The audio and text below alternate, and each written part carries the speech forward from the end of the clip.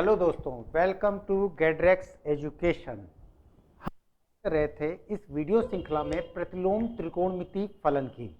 प्रतिलोम त्रिकोणमिति फलन में सूत्रों का जो समुच्चय था वो पूरा हो चुका था। तो प्रतिलोम त्रिकोणमिति फलन, मैंने इसमें डबल एंगल का फार्मूला आपको करा दिया था, मैंने इसमें ट्रिपल एंगल का पूरा फार्मूला करा दिया था आपको, मैंने ऑपरेटर प्लस ऑपरेटर का बता दिया था, और साथ में मैंने ये एडवाइस दी थी आपको कि जब भी आप प्रतिलोम त्रिकोणमिति का सूत्र याद करेंगे उसके साथ साथ त्रिकोणमिति का सूत्र भी बगल में लिख लेंगे तो आप एक दूसरे में तारतम्य बना ले जाएंगे। आज इस वीडियो की श्रृंखला में आगे बढ़ते हुए आज मैं बात करूंगा सरलीकरण की। यानी जब भी प्रतिलोम के ऊपर कोई क्वेश्चन आता है और वो आपसे कहते हैं कि इसका सिंपलेस्ट फॉर्म यानी सरलतम रूप लिखिए, तो उस तरह के क्वेश्चन कैसे किए जाएंगे। तो आज की इस वीडियो में हम बात करेंगे सरलीकरण की। सरलीकरण यानी सरलतम रूप। ठीक, सरलतम रूप करने से आगे बढ़ने से पहले छोटी मोटी कुछ ट्रिक्स। किस तरीके की ट्रिक्स? जिससे आप आसानी से सरलीकरण के क्वेश्चन कर सकें। जैसे कहीं पे भी अगर आपको वर्ग a square minus x square मिल जाए तो वहां पे हमेशा x equal to a sine theta या a कॉस थीटा लेकर के काम चालू करिए। आप अपना a साइन थीटा भी ले सकते हैं और a कॉस थीटा भी ले सकते हैं, इन दोनों में आपका फायदा होगा। अगर आपको कहीं पे a square minus x square मिल जाए तो x इक्वल टू आप a सेकेंड थीटा ले लीजिएगा, x square minus a square में, x square minus a square में। अगर आपको x square plus a square मिलता है तो x equal to a tan theta मानने में आपको फायदा है, सरलीकरण थोड़ा आसानी से हो जाएगा। आगे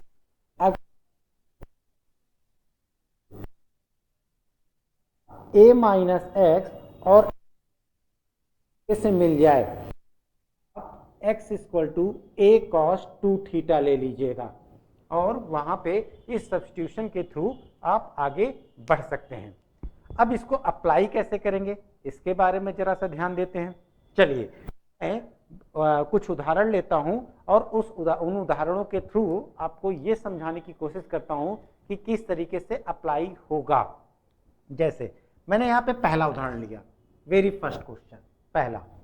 ठीक, ध्यान दीजिएगा, मैंने कहा tan inverse cos x upon 1 minus sine x, tan inverse cos x upon 1 minus sine x.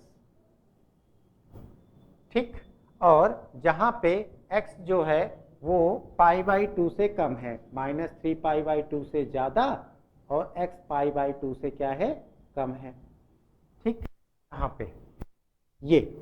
अब इस क्वेश्चन को जरा सा ध्यान देखिए, tan inverse cos x 1 minus sine x, इसकी बात कर रहे हैं।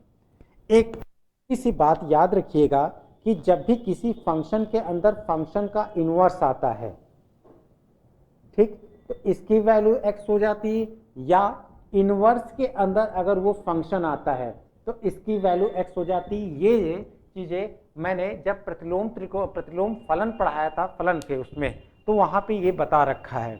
एनीवे नहीं अगर याद है पे फिर से इस चीज को समझने की कोशिश करिए कि किसी फलन के अंदर अगर फलन का प्रतिलोम आता है तो वहां पे उसकी वैल्यू x हो जाती। ये एक दूसरे से ऑपरेशनल कैंसिलेशन लेते हैं, कार्यवाहक सरलीकरण करते हैं।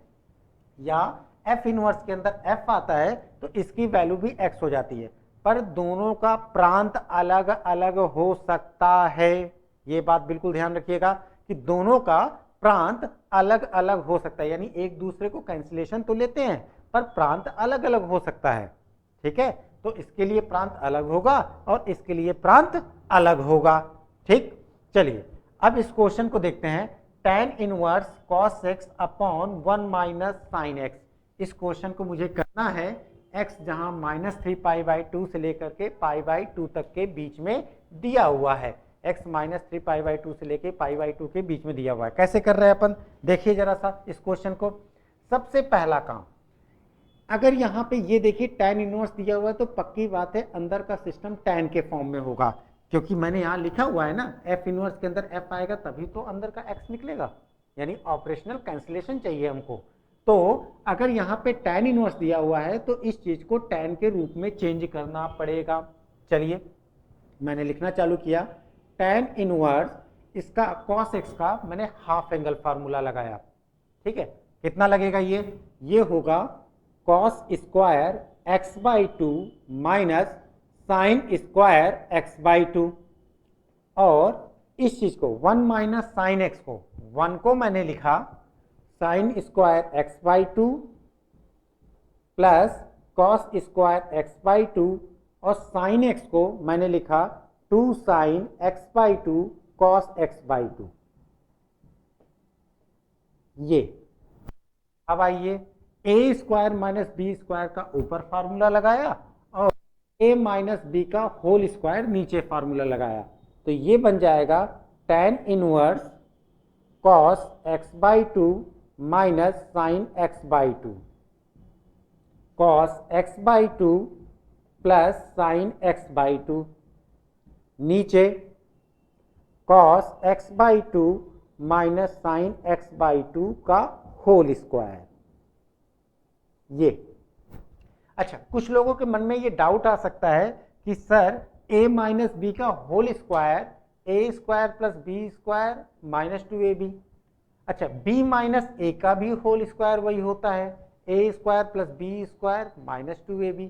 तो क्या a माइनस बी का होल स्क्वायर लिखा जाएगा या b माइनस a का होल स्क्वायर लिखा जाएगा? देखिए जिस कोऑर्डिनेट की बात कर रहे हैं उस कोऑर्डिनेट में किसकी वैल्यू ज्यादा है। जब हम यहां जाते हैं तो π/2 से नीचे की बात कर रहे हैं, और जब π/2 से नीचे की बात कर रहे हैं तो वहां पे cos x की वैल्यू 0 के करीब आप देखिए तो sin x/2 से ज्यादा होगी, यानी cos की वैल्यू sin x से ज्यादा होगी। अगर by2 की बात कर लेंगे तो 0 से लेकर 4 तक की बात करनी पड़ेगी, तो उसमें cos x ज्यादा हो जाएगा sin से।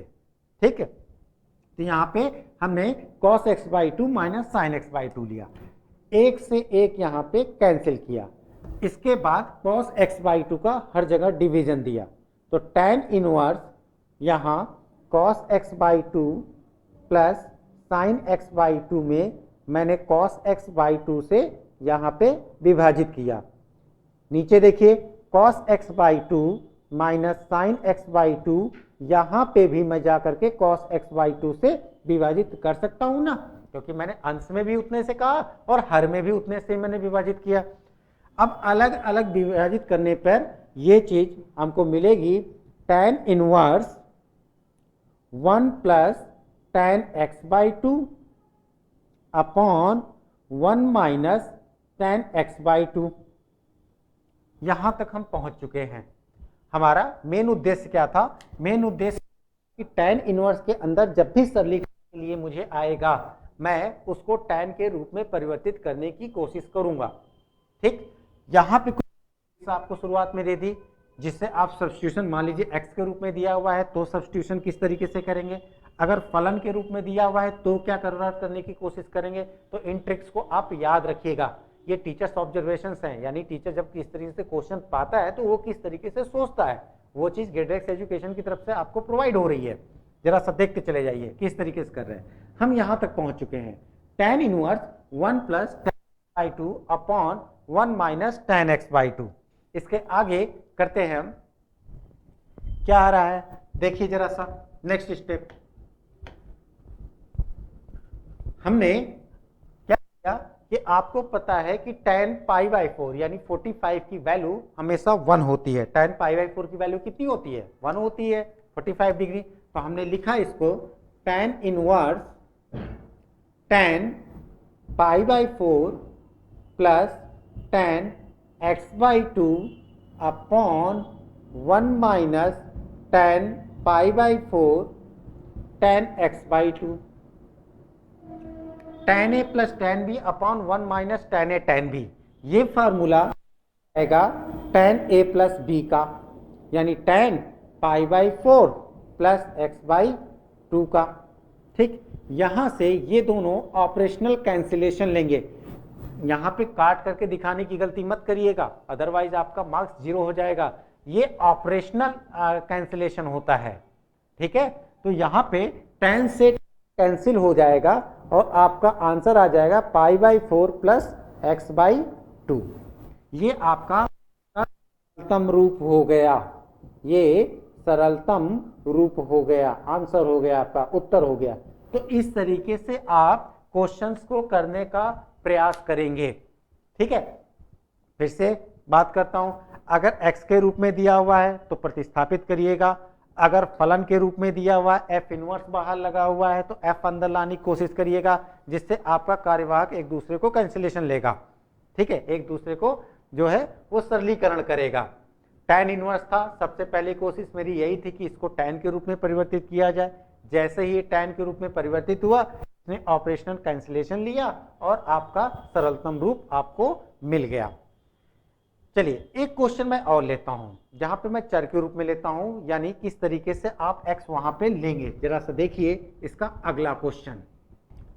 ये सारे क्वेश्चन जो मैं यहाँ पे करा रहा हूं, ये सभी आपके एग्जाम के पॉइंट ऑफ व्यू से बहुत इंपॉर्टेंट हैं। तो हर एक क्वेश्चन को आप कम से कम 2 बार अपनी तरफ से करने की कोशिश करिएगा। क्या है सेकंड क्वेश्चन, मैं लिख रहा हूं cot inverse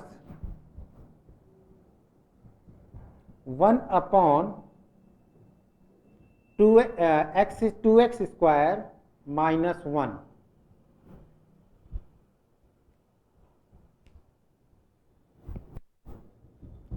root over x square minus 1। Cot inverse 1/x square minus 1। यहां पे x की वैल्यू ग्रेटर देन 1 दे रखी है, इस तरीके से ये है आपका। ठीक है, अब इस क्वेश्चन का सरलीकरण करना है। आप जरा सा जा करके देखिए, जस्ट पिछले पेज पे मैंने ये करा रखा है कि किस तरीके से यहाँ पे x की वैल्यू प्रतिस्थापित की जाती है, यानी त्रिकोणमिति सब्स्टिट्यूशन यानी त्रिकोणमिति विस्थापन किस तरीके से किया जाता है। जब जब x square minus a square होता है, वहां पे x equal to a second theta लिया जाता है ना।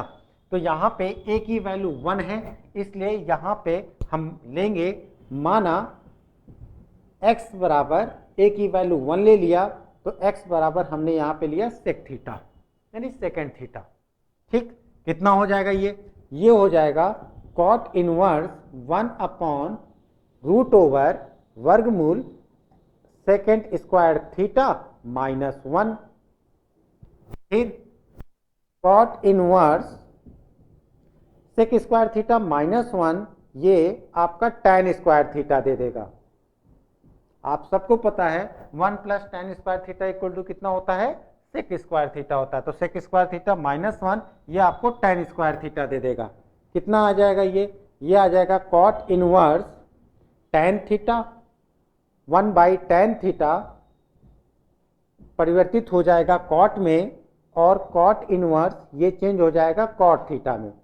कॉट इनवर्स और कॉट ये एक दूसरे को ऑपरेशनल कैंसिलेशन लेंगे। अगेन वहीं पे पहुंच गए हम, हमारा मेन काम ही है हम कुछ भी x का सब्स्टिट्यूशन लेकर के इसको कॉट में परिवर्तित करें। हम यहाँ पे पहुंच चुके हैं। Cot inverse cot theta cancellation लेकर के ये थीटा आ गया। थीटा हमने माना था, तो इसको फिर से x के रूप में लिखना पड़ेगा। तो थीटा इक्वल टू हम लिखेंगे यहाँ पे सेकेंड इनवर्स x। तो यहाँ पे थीटा की जगह हम लिख देंगे सेकेंड इनवर्स x, और यही आपका उत्तर हो जाएगा। यही आपका इस समीकरण का सरलतम रूप हो जाएगा। तो मैं उम्मीद करता हूं कि आपको ये दोनों क्वेश्चन बहुत अच्छी तरीके से समझ में आए होंगे। साथ में आपने कोशिश की होगी, आपने याद करने की कोशिश की होगी जो मैं त्रिकोणमिति आपको सब्स्टिट्यूशन सिखा रहा था। ठीक है, तो थोड़ा सा याद करके आप इसको प्रैक्टिस करेंगे तो डेफिनेटली आगे बढ़ जाएगा। मेरा अगला वीडियो भी इसी बात पे होगा कि किस तरीके से सरलीकरण के और टफ क्वेश्चन करें। तो नेक्स्ट जो वीडियो आएगा वो क्वेश्चंस पे ही आएगा, और उसमें मैं जितने भी आपके एग्जाम के पॉइंट ऑफ व्यू से क्वेश्चन इंपॉर्टेंट बनते हैं वो गेडेक्स एजुकेशन की तरफ से आपको प्रोवाइड किए जाएंगे। तो आज के वीडियो में अभी बस इतना ही। नेक्स्ट वीडियो में हम इसके आगे की बात करेंगे। तब तक के लिए गेटरेक्स एजुकेशन की तरफ से थैंक यू और मेरी तरफ से बाय बाय।